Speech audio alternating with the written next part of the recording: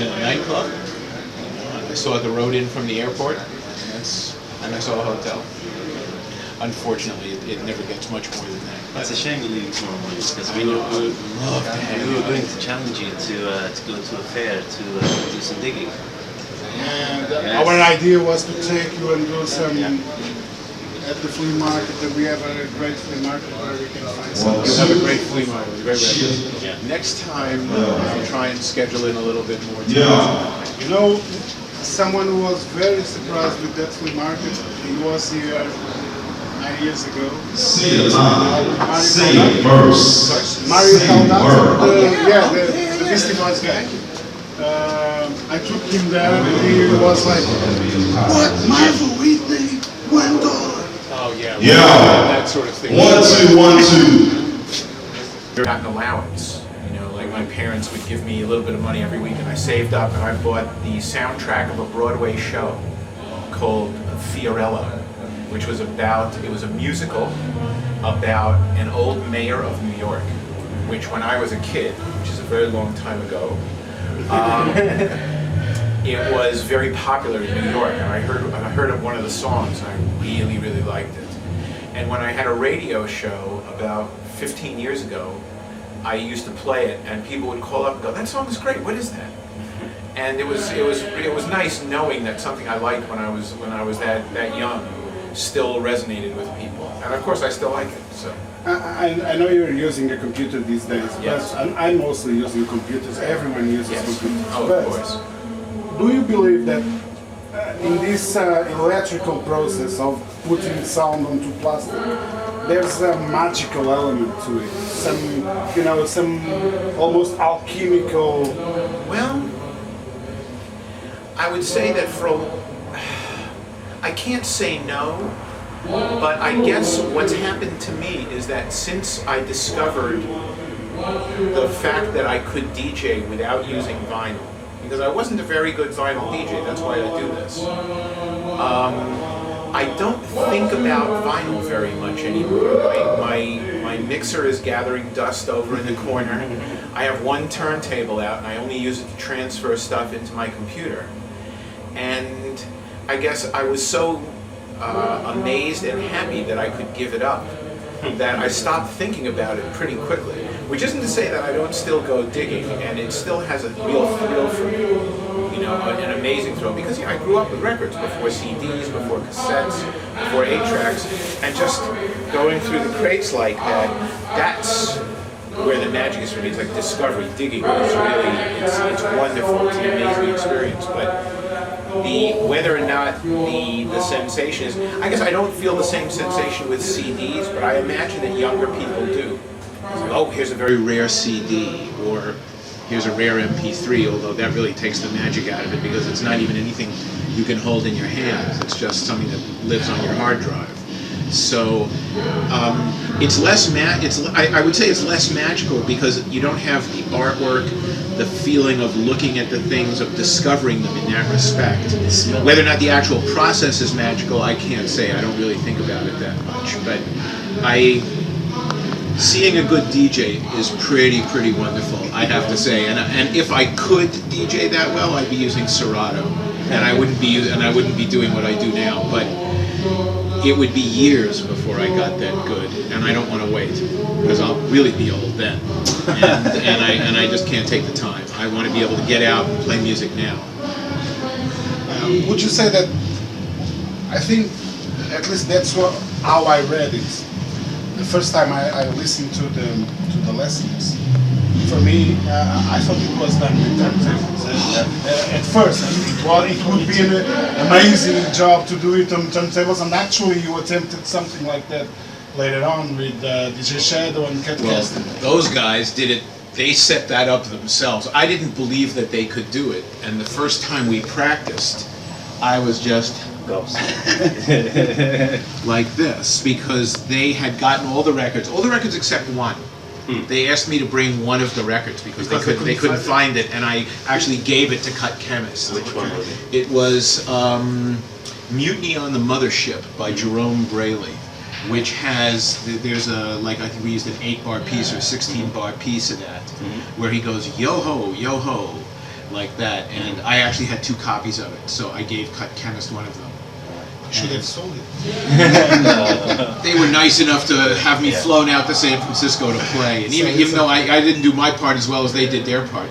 Yeah, no, we didn't do it live. I mean, neither Douglas nor I. I was a DJ at that point, but I wasn't even a vaguely scratched DJ and couldn't even beat match. I was just playing little records at my little parties out in Brooklyn. Just like me. But my question was going in this direction. What was it an attempt, the first lesson, to emulate what you were listening to? The DJs doing. Well, I would say it was that sort of at a more intense level, because we were going to the Roxy a lot and we were seeing this happening, and it's like, oh, I see, you cut in the record and it goes for a little while, and then you cut back to the other record, or you then have a third record, you transfer, 1 to 1 to 1, and the beat stays constant. Whereas with, it was amazing that nobody's had to come in and go to the bathroom so far. They cannot.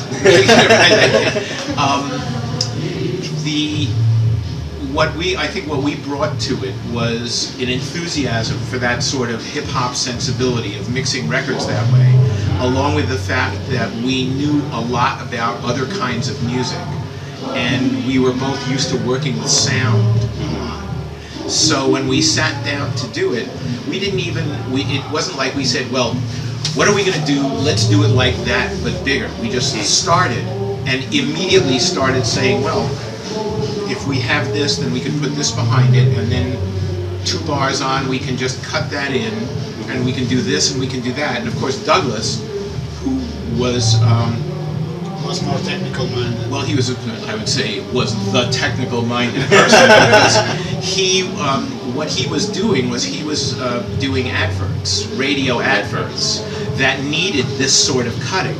So to him, it was just second nature. I was sitting there I brought 6 boxes of records, and I would hold up my hand and I'd go, well, we could try this, let's see if this works.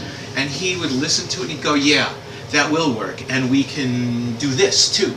And so the 2 of us were just sort of building on it, and for him, I guess it would be like having, you're used to paint little pictures, and all of a sudden you're given a wide canvas. It was a big canvas and a lot more color. Yeah. I would have to say it was a lot more color. Because he was used to 40-second. Yeah, well, he was used to 60-second commercials, and I was used to devising short commercials. And of course, I played records, but even when I was playing records at my own dances, I had a lot of different types of material. That's always been a very important thing for me, is I like lots of different kinds of things. I mean, it would be very boring for me, I think, to play an evening of just hip-hop. I mean, I like hip-hop, certainly, but 10 minutes of hip-hop and I want to hear Latin, African, something. I want it to be different. I've always been that way. So the records were sort of a reflection, were a reflection of that in many ways, of Douglas and me saying, well, we would like to, let's have it do this now, and let's have it do this, and let's have it do this, and this. It was kind of like, woohoo, look, we can get it to do this, so it was kind of fun that way. I'm sorry, were you aware of, avant-garde cut-up techniques? Not avant-garde. The stuff that we were aware of, there were cut-up artists in the United States that had huge commercial records. The novelty ones. Which were, yes, novelty records. The Flying Saucer records, they were called. And I heard, the first time I heard a Flying Saucer record, I was 5. And I remembered it. And we were very much aware of that. The avant-garde stuff I didn't know about until years later. That was which was interesting, and it was very different and eye-opening to see, oh, look at what they did. Oh, that's very interesting. But but what we knew was the commercial stuff. That was sort of like bang, bang, bang, bang, and was made. It wasn't made to think about. It was made as like a series of jokes. So that's what we were very familiar with. We both knew those records. A doubt that I had on one of your lessons. the voice that goes, "It's time to get down." That's from Putney Swoop, isn't it? Yes. Ah, okay. Yes. That's Soul. yeah. Soul. Yes, it's from Putney Swope. I have that in my computer now. All right. Yeah, I still use it. Well, on one of your mixes of the, it's called, it's not the Burning Out of Control, it's the other one, it's called Nothing to Fear. Oh yeah. On the Nothing to Fear, there's at the end, almost at the end, there's a guy saying, above all, preserve your sense of humor, because you're going to need it. Do you know where that's from? No. It's from an Elvis. It's from no. I'll tell you. It's from an Elvis Presley movie called Girl Crazy. Okay. I think it's Girl Crazy. I had it. I don't know why I had it on tape. I taped it, and you know, once you sort of get into the sensibility of this, you sort of start hearing it in everything. Like all the movies. All the movies are sort of like, oh, that's a good line. That's a good line, yeah. Because it's always obviously it's always about taking it out of context and putting it someplace else. And I remember listening to there were a lot of good things in that Elvis Presley movie because there was an era of Hollywood movies where they did not use background effects. It's almost completely bare. It was like a long time, and movies from that era are just perfect. You can just run it through run it off on a cassette, or if you have a DVD, you can take the sound off the DVD, and you still preserve your sense of humor. Well, I try. I try. Okay. I have to say, I'm getting older and more cynical, but yeah, I try. And especially considering politics in the United States, but yeah, nonetheless. Well, I have another query for you, because I recently heard his work, and I was really impressed with a guy called Moss, which I did a remix for him. Yes, exactly. Yeah. I cannot find any information about that guy.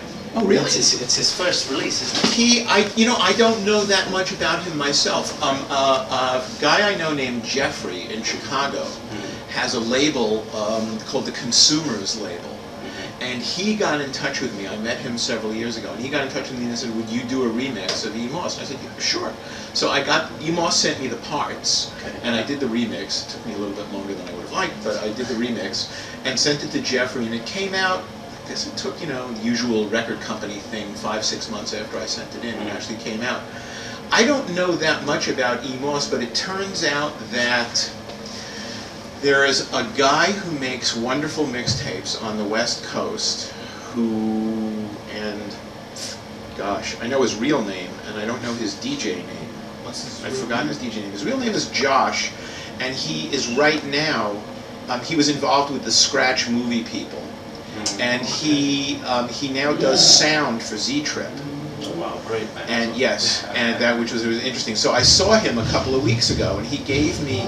He does a series of mixtapes called the Backyard Bangers, and he gave me one. And I guess I was in Dublin for 2 days, and I was hanging out with those guys, and I looked at the back, and I was like, "Wait a minute, man! You did this with Moss?" And I just did a remix for him. Yeah. So it kind of all fits. It ends up being a very small community. But in the end, I don't know that much about Moss either. If you want, I will get you information from Jeffrey, and I can email it to you. So that's fine. Yeah. It was a neat rap. I like what he did. I like what he did. I liked it. Yeah. Very cinematographic as well. Yes.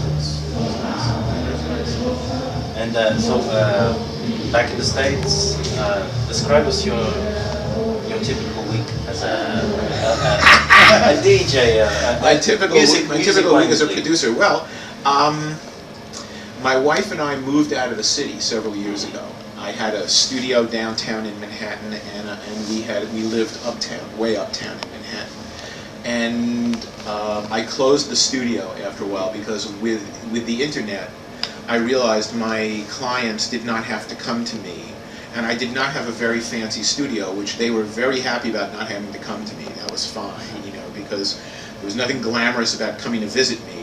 And I said, look, I can send you the latest version of the mix in 5 minutes. And these are all advertising clients, they're all busy people. They're not going to come hang out, anything like that. So as soon as that happened, we started making plans to move out of the city. And it was hard because I'd lived in Manhattan for a long time. We ended up moving out to a very suburban area, like very suburban. We live in a freestanding house with a lawn, a driveway, trees. Like we see in the movies. Like you see in the movies, exactly. No picket fence. No picket fence. A couple of nasty neighbors, a couple of nice neighbors, but it's a very suburban-looking suburb. Some desperate housewives. Some desperate housewives. Probably, I don't know them, but yeah, probably.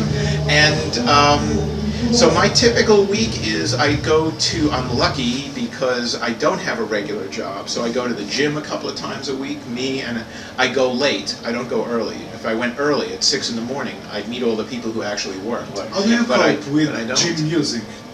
I cope with gym music, but I bought an iPod. That's immediately, gym music is horrible, and I bought an iPod and I listen to it really loudly. Really loudly. So you block what's outside? I block it out. And luckily it's not a fancy gym, so there's no televisions or anything like that. It's just one radio playing over the system, and if I do it loud enough, no problem. So I go to the gym and I'm there with all these retired guys who are now sort of friendly. You know, because they have nothing to do. So to them, this is very social. They show up at the gym at 9, and they leave around lunchtime. And I'm there for an hour exactly, and then I leave. But they all think it. One of them has struck up kind of a friendship with me. So yeah, what do you do, Steve? I was like, I travel around and I'm a DJ, mostly in Europe. He's like, I don't understand. What is that? I said, well, I go to nightclubs. And I play records. I try to make it very easy to understand. He said, really? It's like, yeah, that's what I do. He said, so that's why you're not here sometimes. I went, yeah, right, exactly. And so when I come back, so where'd you go, Steve? Oh, I was in, Dublin, I was in Milan, I was in Barcelona. Like, really? I was in a toilet in Portugal. Exactly, I was in a toilet in Portugal. I mean, listen, why not? It's a nice toilet, nice people. It could be a lot worse. He's with the jet set. Yeah, I've been in worse Are toilets. you a bike man or a treadmill man? A treadmill. I have to be a treadmill. I have to be a treadmill man because I have reached the age where I have arthritis and my joints are vaporizing into the air, unfortunately. So my knees are only capable now of working on the treadmill, and they are both going to have to be replaced in the next year or two, unfortunately. I'm not looking forward to it. You're not going to steal Lance Armstrong's job? No. It's that will be an interesting time coming off the road and being in the hospital for a couple of days. That was cool. It's just an automatical. Oh, it gives a spritz. Okay, I'll smell good. So anyway, so I go to the gym. I do. My wife. I'm lucky. I mean, I can do this because my wife works at a real job. She's a computer teacher at a big law firm. So she goes to work in the mornings, and I stay in bed. And the cats come to bed after they eat, and they sleep with me. 2 cats, Sam and Dave. And on what I'll do is I take care of the house.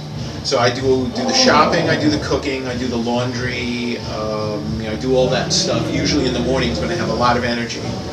And I do make phone calls, I take care of email, I'll do all of that. And then early afternoon, my studio is in the basement of the house. I can't tell you what a luxury this is. So I have 10,000 records, about 4,000 CDs, and my equipment, and some big speakers. And I go downstairs, and it is just so wonderful, I can't even begin to tell you. Turn it on, I can make it as loud as I want, no one's home. The neighbors all go to work, so I'm alone in the neighborhood during the day, which is kind of interesting. It's just me and the delivery guys, and I can work as late as I like because it is a windowless basement, so I can really make a lot of noise. The noise goes up and it bothers my wife, but it doesn't go out, so it doesn't bother the neighbors. And it's great. It's really a luxury, and I work on perfecting my DJ skills, such as they are with this machinery. I'm getting a little bit better than I was. I'm still not as good as I'd like to be, but I'm better than I was. And also remixes. I still do music and production for adverts, so I will get things from clients over the internet and set it up and do the work. And once in a while, I'll go into Manhattan. I had to buy a car to live out there. That was traumatic. You can't live where I live and not own a car. There's no way to get around. You can't shop. You can't do anything without a car. So we had to buy a car, which was horrible. It was the first time in my life I was in debt. And it's not even a nice car.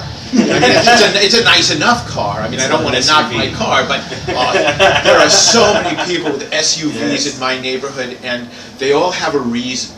Well, you know, we have to take the kids here, we have to take the kids there. It's like, you know, bullshit. Bullshit. They just. Do you have an American car or a European car? I have a small Honda. You know, small Honda, very good mileage. Very good mileage and very reliable, and my wife just learned how to drive this year right before I started going on the road, which was a great thing because she now, if I go away for a week and a half like I am now, she is capable of, you know, she can go do the shopping, she can go to the library, do all the other things that she needs to do, and drive to and from the station where she goes to work. So it works out quite well. It's a pretty dull life. I mean, not dull, but it's not like, oh, and then I go to my weekly residency and this, that, and the other. It's all quite quiet. You know, I spend a lot of time on the phone, and I guess suppose the only really different thing about the way we live is that we don't watch television. I haven't watched television myself in 25 years, so I don't know anything about what's going on. I mean, I really don't watch television. The only time I watched television in the last 25 years was the day of 9/11. Yeah. When I got home, my wife was in tears and she was watching the TV, and I watched it for a while. And I was like, "Fuck this, man! I gotta turn this off." You know, it was just they just showed the planes. Were you still living in Manhattan? Yes, still living in Manhattan, and in fact, I watched the planes hit the towers from the roof of the building I was in, and then I had to. I realized, oh my God, this is awful, and so everyone shut down and went home.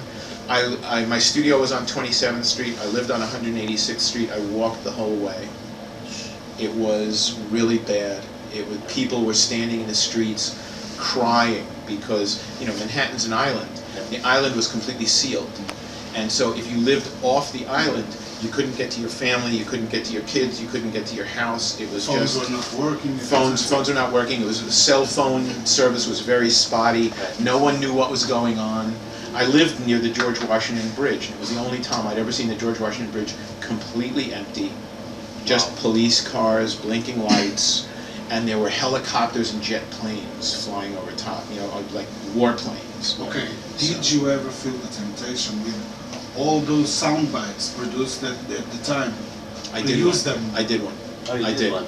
It's if you give me your email address, I can send it. I did a horribly depressing piece, and the sound bite that I used was I found it on the web. I forget where. I wasn't looking for it, but I came across it. One of the first plane to hit the towers. One of the stewardesses was kneeling in the seats, and she called the ground on her cell phone. I've heard I got the full Cindy call. or something. Betty Ong. She was the number 3 flight attendant on flight 11, and I used that. A friend of mine. People at first didn't seem to. Well, they didn't really understand what was going on because nothing had happened yet. Yeah. The plane was still on its way. And she didn't know. She just knew that something awful was happening. There was tear gas. You couldn't get past a certain point in the plane. And a friend of mine, who's a very good writer, I'll try and make this quick. There was a 15th century poet in Japan named Basho, who wrote a series of haiku about Kyoto, the town of Kyoto. And my friend adapted them about New York. Not specifically about 9/11, he had just done it about New York. And he showed them to me, and I got them. And another friend of mine, who has a very good voice, he's actually the producer for the Groove Collective, came into my studio and read them for me. And I combined all of this into a piece about 9/11, and it's still not released. No one's ever going to release it. I mean, it's hard to listen to. It's hard for me to listen to now. But I have sent it out to people, and I'd be happy to send it to you. It's horribly depressing, because one of the things that I tend to do with dramatic material is I try and amplify the effect in some way. And like when I did the Kennedy record, that was an intensification, and this is kind of the same, except it's a lot more sad, I'd say. I mean, listening to these people talking back and forth, it just, all I did was basically take great material and just mess with it a little bit. I can't really say, oh, my great talent really did anything. All I did was I just took a bunch of good pieces and put them together, and it worked out okay because I didn't mess with it too much. But it's really affecting. Okay, I can see this is emotional for you to do. No, that's okay. I mean, that's all right. But if you don't mind, let's change the subject. Oh, of course, yeah. What's on your hard drive, and what are you going to do to play? I mean, do you know what you're going to play? Or? Tonight? Yeah. Well, I have, in the same sense that a DJ travels with crates, I have a bunch of WAV files in my computer, and I have a good sense. I mean, I'll have to see how the evening goes, who I'm on before, who I'm on after. But yeah, I play a good energetic set that covers a lot of different. I try and cover as much stuff as I can. Before you is going to be tied. Oh, really? Before me is time. Well, in that case, I'll try and do the most banging intro I possibly can. As I'm sure the crowd's going to be ace. I mean, he's got a rapper and a DJ. That's hard. That's a hard act to follow. So I'm going to. Any secret weapons that you always use? Secret weapons that I always use. Well, I try. Let me think. Yeah, I start with an old school rap song that no one else seems to know or ever had or ever had, and it's really one of my favorites too. I have to say, it's a really, a real crazy, intense song. And I know what the first part of the set will probably be, because like any DJ who's doing stuff in clubs, you have a sense of what's going to work. And then after that, it's all pretty much free for all. We'll see. I mean, I do one of the things that I do carry around with me is I have a lot of the Brazilian really raw favela stuff, which I of course I don't speak Portuguese. So I know the stuff is horrifyingly dirty and probably very offensive, but all I know is like, oh, that's nice, it sounds kind of electro, and how interesting, and what a great sample they use. You used one on the Burning Out of Control. Did I? Which one? Yeah, I don't know what's the name, but it's Brazilian funk, I probably got it from their catalog, because Burning Out of Control is, I had to only use stuff from the Sanctuary catalog, so that's that. If I did, it's from their stuff. I mean, this stuff that I've downloaded is raw, So we'll see if it gets that far, because I know it's little kids screaming curse words, and I'm sure it's horribly offensive.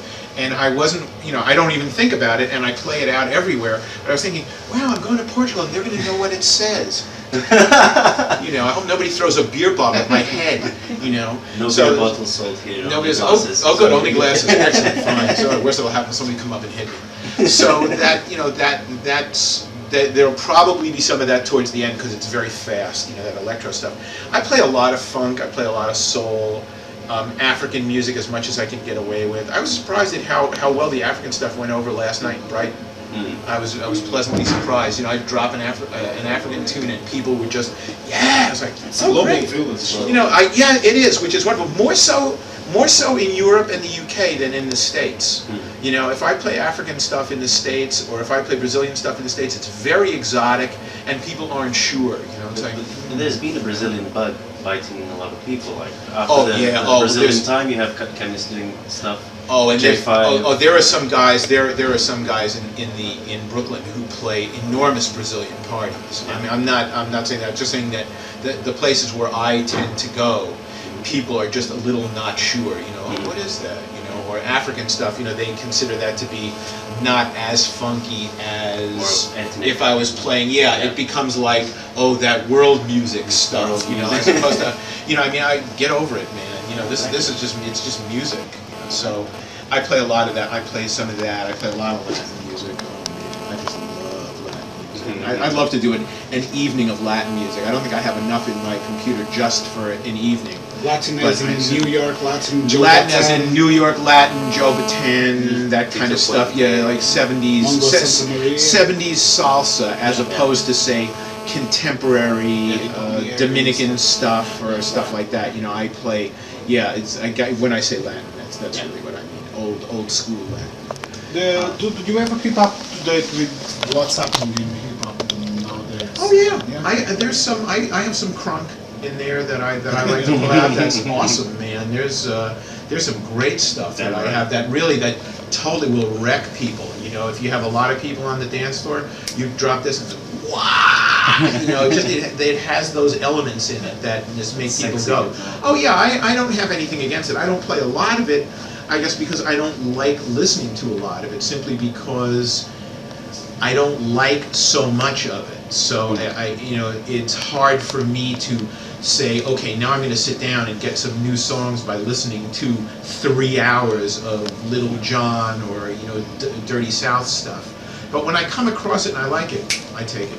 You know, it's real good and it's great. It's great for playing out. I mean, if people, you know, people who are expecting, oh, you know, let's hear some underground, it's not going to be quite so rewarding. You know, because I do play some commercial stuff. I play a lot of underground stuff too, and old school and whatever. But you know, I tend to like that. I even play some house now, which surprised me because I never used to like it. But the sambified house, I really like a lot. Stuff that sounds like a lot of drummers, very funky, you know, and there just happens to be a regular 4 on the floor beat in there, as opposed to just the 4 on the floor beat and somebody singing over top of it.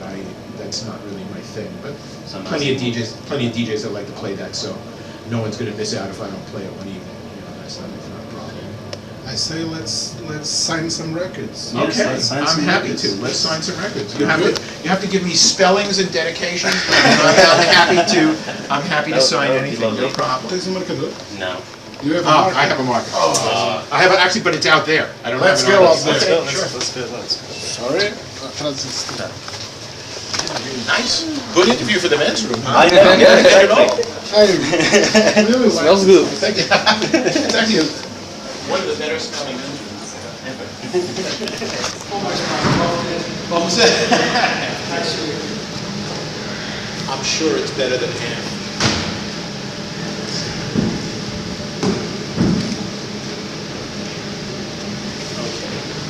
So you go first. Yes. I wrote my name down here in the Yes. email. You tell me where you want signing it on the sleeve. Yeah. Whenever, come on, you're here. Yeah, they did a really good job of They it. did, yes. Their art director, Jeff Jank, is really good. I liked as well the artwork. J-Rock of Cold Heat. Do you know the Didn't see that. No. Really? He does an interesting remix as well. Yeah, J-Rock's really good. He was the first super band party DJ I ever saw at the when I played with Chemist and Shadow. He played after us, after the scratch records. I was packing up. See if you understand what it's handwriting. Okay, it's Bernardo Mark. This mute is So good. So I'll take this. take that. I'll take that.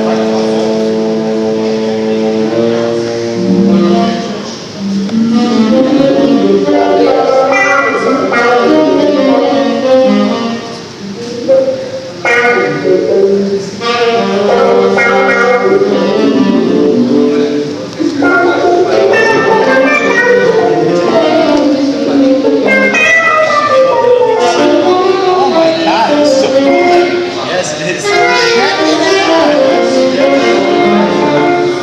Wow, I've never seen a black It's a promotional thing. Oh, and it has jazz. A little less of it. Oh, so it has Bach jazz, which is Then it's got less than 2,000. wow, less than So that was great. 2003. Now, which one is that? Is that the one? That's my favorite one of those. I really like that.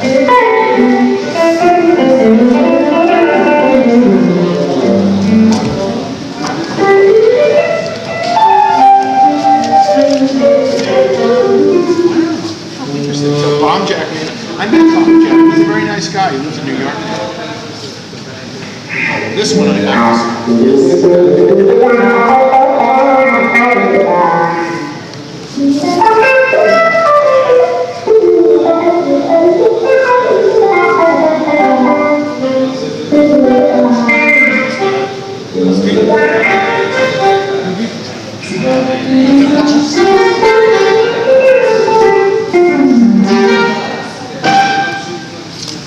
Dear sir, Sure.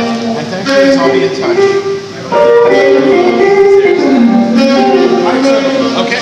He talks about all that stuff. This was a huge. I was very impressed with how much work he did on this. Yeah. Oh my God. Yeah, we were both thinner and younger. Yeah, the Buchanan and Goodman records. That's what I was talking about. That's the. Wow. Okay. Now, Just leave something. I have 3 records. Oh, excellent. No problem, man. And how do I spell your name? Miguel.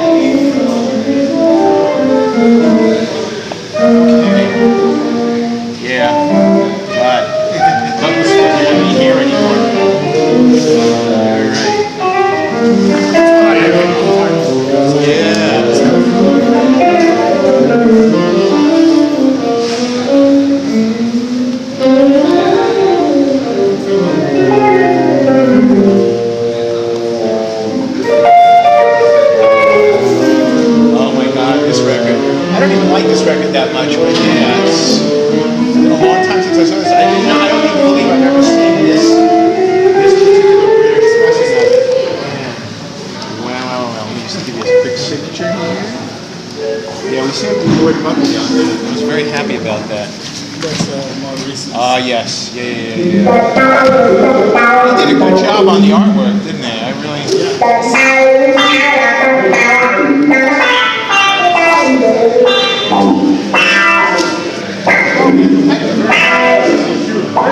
Nice.